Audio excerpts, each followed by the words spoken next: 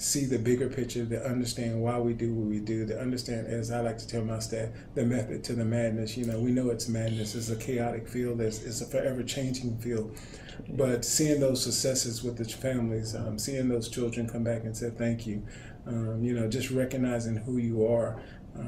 And, you know, I think that for any teacher, regardless of whom they are, that is probably the most rewarding thing. Yes, I think that's wonderful. I love that. What do you find most frustrating? Again, it's being able, wanting to offer the services to all children, wanting to be able to accept a child as soon as they walk into the door, regardless of their financial situation, and not being able to do that. Realizing that, yes, I want to offer my services to everybody, and I want everybody to be able to have it. I want all of my facilities full. I'd love to give away the service, but at the same time, I got to find a way to pay for the staff. I've got to have money to pay to keep the lights on. I've got to have that. And so, you know, that is the most frustrating thing, that I know that there are children that need services in childcare, period, whether it be our facility or somebody else's, that can't receive it. And the barrier for them is that their family can't afford it, that there's not enough money to get that done. And I think that we as a society need to address that, because children, for us to be successful in the future, as a nation, as a state, as whatever, we've got to put our money behind our children to make sure they're prepared. That's exactly and true. we can't wait until they get into high school. We can't wait until they get into middle school. We have to start with them now so that they don't become statistics later. Right. You know, I've told people, and you probably heard me say this 1,000 times, that, you know, if you can tell me by third grade that a child is going to be successful or not successful, or whether their success rate in school is going to be, if you can tell me that, and that's what research says that they can do, then where is the biggest impact on that child's life going to be? Is it going to be in first and second grade, but you're telling me in third grade? No. Is it going to be in kindergarten? No. It's going to be the first, as they like to say now, the first 2,000 days of that child's life, from when that child's born until that child actually enters into the K-12 system. So what are we doing for these children if we're saying that we know whether or not you're going to, you know, the statistics say that you're going to be successful or not going to be successful? I can determine that at third grade. Well, if I can determine it at third grade, what are we doing as a society to better prepare them so when they get to third grade, they pass whatever that evaluation is, whatever that test is, so that we can say, yeah, we got more kids that are going to be successful 5, 8, 9, and 12 years from now. I'm sorry. No, I know. I'm hearing your passion come through, and I know it, and I feel it, and I just think it's wonderful. That's why you're a leader in this field. So, given that there are so few men in the early care and education field, what made you pursue this profession? Well, I kind of happenstanced into this situation, I guess is the best way to say it. This was not where I thought I would be. Just to be honest with you, I enjoyed doing K-12 education. There was an opportunity for me to assist this program almost 8 years ago while they were seeking a director. And during that process, I started looking at, well, what is it that I can do in the interim to help out? And that after about a couple months of being the interim, I ended up being here. Again, not planning on being here for the long term, but then after I got into it and started realizing that, because in my previous life, one of the things that I did was dropout prevention. And so I worked for the school system, and I was in charge of dropout prevention. And one of the things that I was noting was that the children that were dropping out of school, a lot of them did not have early childhood education opportunities. And so I started to make a correlation between the children that were dropping out of school and the children that received early childhood opportunities. And I realized that the majority of the kids dropping out of school were not in high quality early childhood programs. So I was like, well, if I really want to do something, again, testing myself on what I've already said, if I want to make a difference in the child's life, then where can I make that difference in? And so then I looked at, okay, so what's happening in the early childhood arena? What can I bring to that arena that makes anything that happens within our organization different than what's happening in everybody else's. And I looked at, the trends that were happening in K-12 education. Are those trends passing down to early childhood? And so what I thought was, okay, here I have, my degree to teach math and science. Why can't I take what I know and bring it down earlier so that we can better prepare kids? And so that I saw that as an opportunity. And so that's kind of why I'm here. And if you really think about it, when I started this, there was no such thing as a birth to K kindergarten degree. Now, don't get me wrong, that had nothing to do with me. But somebody else was thinking about the same concept. What are we doing to prepare kids or prepare as teachers to prepare kids? And so now all of a sudden, after being in the field about 5 years, they came out with this concept, 2 years ago, of a birth to kindergarten degree. But you couldn't have imagined that. I didn't imagine it when I started here 8 years ago. But somebody else was thinking along the same lines, but I was thinking, well, I can take my middle grades education and training and my administration training and bring it here and try to help prepare it a little bit better. So that's wonderful. Whoever asked you to step into a system during the interim, wow, they don't know what a wonderful thing they did. So that's great. Look, I'll blame that on the board of directors of Northwest, but I also blame on the board of directors of Northwest while I'm still here. So. Well, I think it's great that you are here, and I'm very thankful for that. I know your staff and the children that are lucky enough to be in one of these programs is also very fortunate. So, you have been officially referred to as the Dean of Child Care Centers in the Piedmont Triad area. How does that make you feel? I think that's wonderful that the writer of that article felt that way. I'm not sure if I'm the dean, but as the dean of, just like a dean of a college, your job is to train and to try to prepare and make sure that everyone has an equal opportunity to move forward. And so I'll accept that title in thinking that I am trying my best to do what I can do to prepare and make sure that my staff has the opportunities to educate the children who really are going to make the difference. And so I don't mind being the dean in that sense of the word, that I am trying to corral and I'm over that area and trying to push that area forward, and that's been my charge. So I'll happily accept that. But there's some others that are out there that, as I tell them, the chancellor's still there. So we'll keep following the vision of the chancellor and everyone else underneath that hierarchy that the dean name falls under. All right, please describe your leadership or other experiences that help prepare you for this role. Working in the school system, I think, was one of the biggest things that helped prepare me for this role. And I had some opportunities to work in some other nonprofit agencies that also helped me. I found out that there is no perfect thing. There's no perfect training. You have to jump in and try to figure out how it is, because every industry, every sector has its own differences.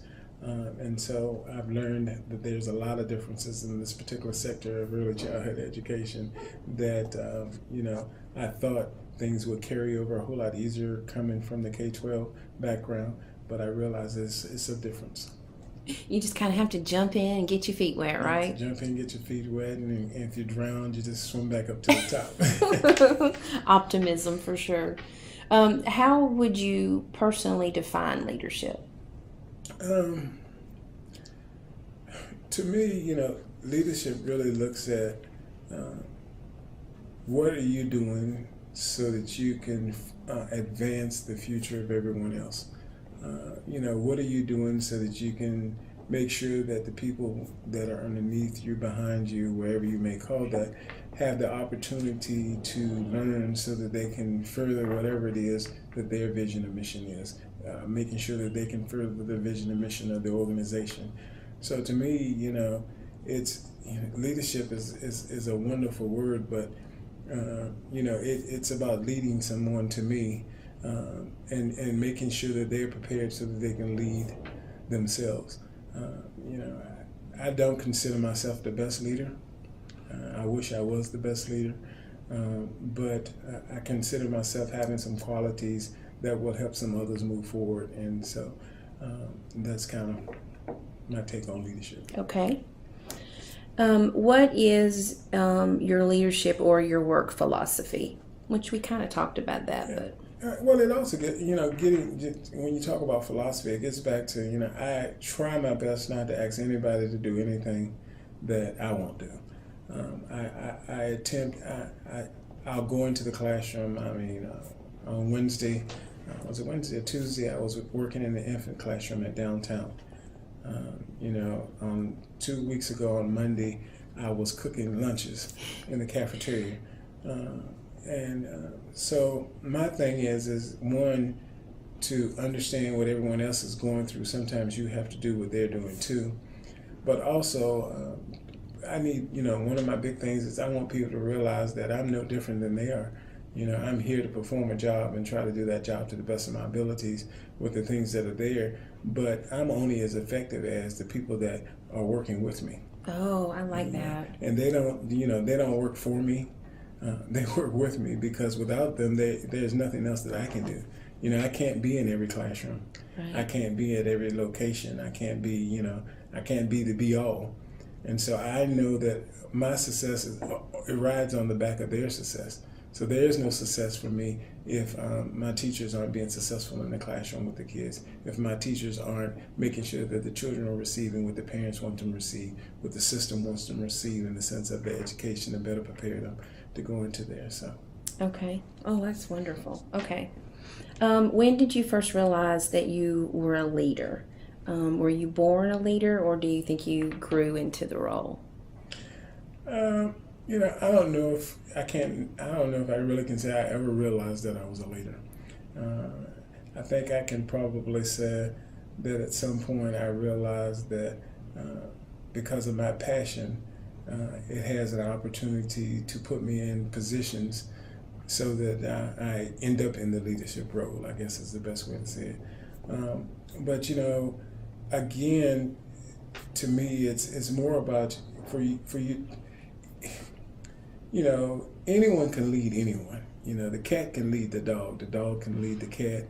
The question is, where are you leading them to? And that's what I think everybody's a leader. There's no difference about me. When I get up in the morning, I put my pants on one leg at a time, just like everybody else that puts pants on. That includes women, so that's why I said everybody else.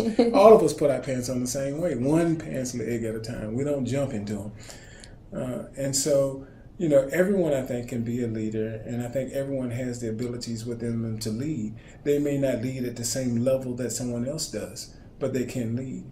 My teachers are leaders. They're in the classroom leading those children. My staff that work here in the corporate office are leaders in what it is that they do. And so, I think that everybody can be a leader, and everybody is a leader. It's just the different levels of leadership that are there. You may be leading at home, but when you get to work, you're leading in your own position. But you might be leading your whole household. But when you get to work, you only lead that one little department that you're working in, and that one department could be huge. So I think everybody's a leader.